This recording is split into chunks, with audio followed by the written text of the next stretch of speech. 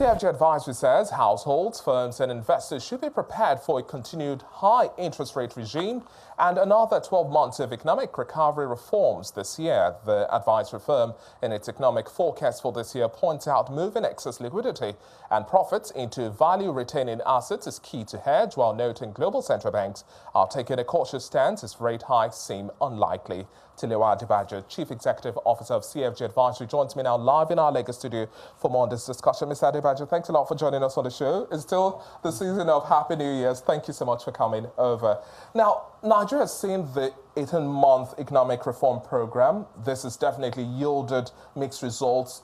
This has been the highlight of our conversations from last year. Now we are seeing the doubling of debt service costs in the year 2025 spending plan. We're also seeing inflation quite a distance from the target of last year, and this year we're still not sure where things might likely swing, and we expect the high interest rates to remain. But how do we really move now at this point in time from this reform fatigue quagmire to sustainable growth near term this year? Is that even possible? Okay, Happy New Year, David. Yes, it is definitely possible, and I think the success of the economic reforms, eventual success of the economic reforms, will depend on what the government does this year. This is a very critical year. I will call it a turning point, because the policies of government will eventually decide whether the foreign exchange is sub 1,000 or north of 2,000. Yes. Now, on the positive side, there is no more subsidy allocation in the budget. So the $10 to $15 billion a year we used to pay for the fuel subsidy is no longer there. But on the downside of that $10 to $15 billion is now going towards debt service.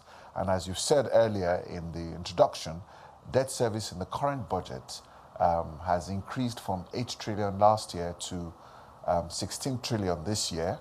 And the cumulative deficit financing for the last 3 years is close to 37 trillion naira. So if you take a look at this, the 16.3 trillion for this budget is 45% of the revenue projections for this year already. So the debt financing is going to take up at least 45% of whatever revenues we earn this year. So that is a significant red flag. So it's important that we take a look at monetary policy, especially inflation. Yeah. Inflation is now at a turning point. And why do I say that? The cost push factors of the fuel price increases, I think we've seen that through the system. Food inflation has peaked. And although the central bank missed its inflation targeting of 24% last year, and we now know that all the inflation costs now, there are no more factors that can influence a high trajectory on inflation. I think all that has been passed through the system.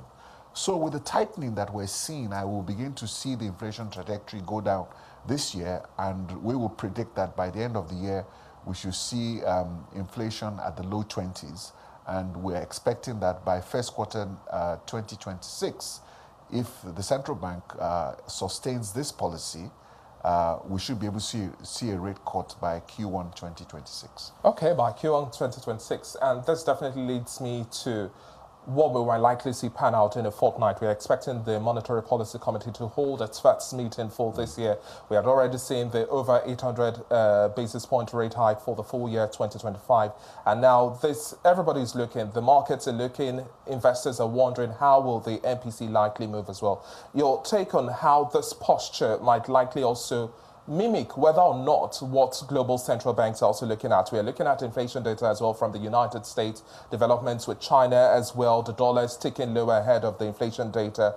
For you now, how do you see Nigeria adjusting the posture in the midst of all of these global dynamics? Well, if you take a look at all the global markets, both the advanced markets and, of course, the emerging markets, if you take an average, you see a definite pattern in terms of how inflation went up in the United States to as high as 8%, and they've taken 2 years in an orthodox manner to reduce inflation now down to about just under 2%. So inflation is no longer an issue in most of the global markets led by the Fed, because they've been able to bring inflation close to their target rates, and they've it's giving them the confidence to do rate cuts. So we've seen those rate cuts, and the pass-through of those rate cuts are going to start manifesting Q1 this year. So the only issues around the global markets now is in terms of policy of the incoming administration of Trump that is touting these issues with tariffs. Because what will happen is that tariffs will have an inflationary impact on the U.S. economy. And those are the things that the U.S. Fed is being cautious about. But inflation is no longer an issue. So the global markets are poised for growth if we see the same issues. But in Nigeria, we still do not have that problem. The Nigerian economy's growth is still in stagflation. So growth at 3.5% is not sustainable. That's just not enough for a 200 million population. Nigeria's economy has to grow at least 8 to 10% on a sustainable basis. That's quite a far-fetched. Yes, but it's not really quite fair because the problem in Nigeria is the output gap. Okay, output, productivity. What our output should be is not where we are. Because of productivity, we're not produced, the capacity we have to produce, we're not there. There's an output gap in Nigeria that we need to close that will enable us reach our potential of 8 to 10% GDP growth. But one of the factors that is stifling that is government debt. Government debt now is over $100 billion.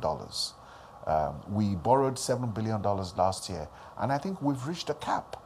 So my own argument is the fact that we're technically insolvent because our current liabilities exceed our current assets. So what you need to do is you need to restructure your balance sheet, and you go into the long-term asset side of your balance sheet, which are your JV assets. You divest that, you raise about $30 to $50 billion, put a significant amount of that into the stabilization fund of the sovereign wealth fund to be able to get them set off on long-term investments. And then you identify key projects, capital projects that will stimulate growth and invest in those projects. So we can ensure that the proceeds of those asset sales go into productive sectors. And of course, some of those proceeds you need to use them to offset some of the debt.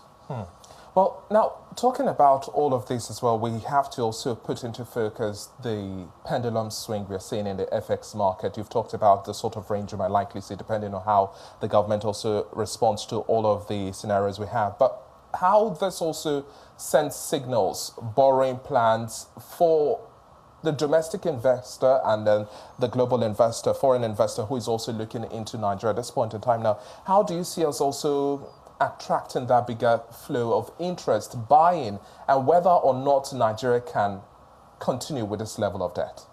Well, that's why we need to reduce our debt profile, because the country's international credit rating is not at investment grade. It's at junk bond status.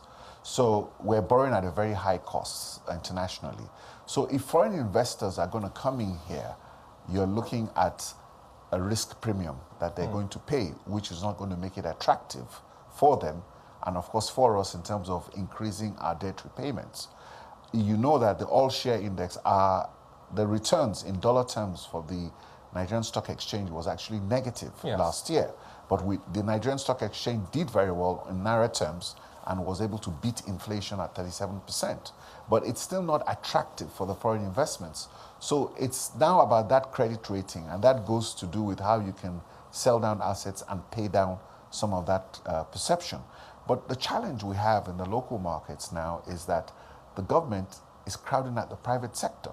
As you know, CRR is at 50%. And now the 50% of the funds that are remaining, the government is also, taking advantage of that and competing with the private sector on that. So there are those challenges that we need to look at, and then we also need to watch money supply. Money supply has hit a high of 108 trillion, and that's a 63% increase from last year. So despite all the tightening, we're still seeing an increase in money supply. So what is that being fueled is the government debt. So that's a red flag this year, government debt. But aside the government debt, what would be our next biggest mistake for the year 2025 that we mustn't make? Government debt. Government debt. We'll have to leave the conversation here for now. Thank you so much for your time on the show today, Mr. Adebajo. That was Tilewa Adebajo, the Chief Executive Officer of CFG Advisory.